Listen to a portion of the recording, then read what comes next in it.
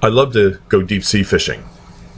And many times when we're deep sea fishing, we catch a special fish called a stingray. And that's what I thought a stingray was, or some sort of a car. But I've come to learn that there's a new kind of a stingray. It's a fake cell phone towers that cops and police are using throughout the nation to track our every move. Here's the Reader's Digest version on how a fake cell phone tower works. The Stingray can be carried by a vehicle that moves around. It can be a truck, a car, it could be a drone, it could be a plane in the sky. The Stingray system mimics a cell phone tower and gets the target phone that you may be carrying to connect to it. Once your cell phone is detected by the Stingray, the signal's strength from your cell phone can be measured. As the Stingray is moved from location to location, it measures your strength again, and by collecting the signal strength from your cell phone from several different locations, the system can triangulate and map your cell phone's location. The use of the Stingray isn't like a fisherman with a hook and line targeting a specific fish. It's a net that captures everyone at the same time. Most of the devices called Stingray are manufactured in the United States and are made by one company called the Hirst Corporation. It also makes other tracking devices. Other devices it makes can be used to conduct denial of service attacks on your cell phone, monitor your voice, amplify the range and power of Stingrays, and it can also be used for triangulating an individual's location. The use of a Stingray is really a giant fishing operation to catch all traffic and to be able to understand what's going on in a community. There is little indication that your phone is being used by the Stingray, except maybe you may have a sudden increase in the power consumption because the Stingray tells the phone to run its antenna at maximum power.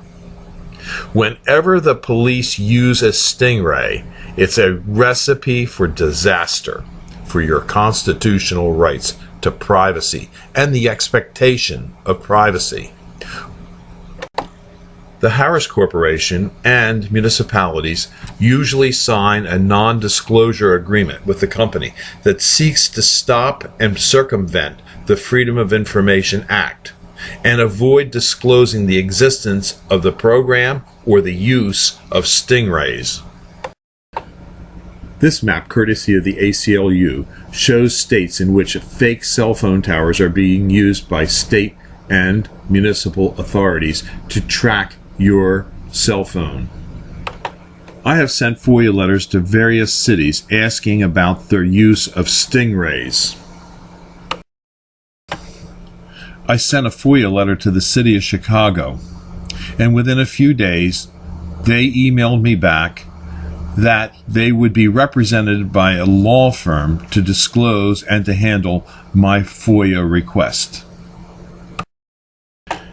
In response to my Foia number 14-5998, which I sent to the city of Chicago, Chicago has retained Drinker, Biddle, and Wreath LLP to assist in responding to my Foia request.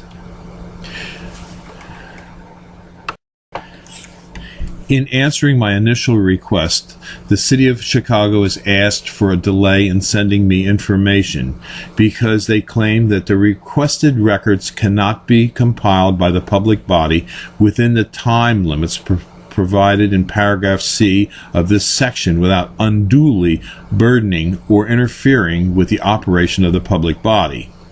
And they also went on to say that there is a need for consultation, which shall be conducted with all practical speed with another public body or among two or more components of a public body having a substantial interest in the determination or the subject matter of the request.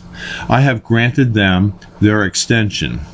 In the meantime, if you have any information on Stingray use in Chicago, please forward it to me, bill@digatree.com, and I will be posting more information on the use of Stingrays in the city of Chicago. Thank you.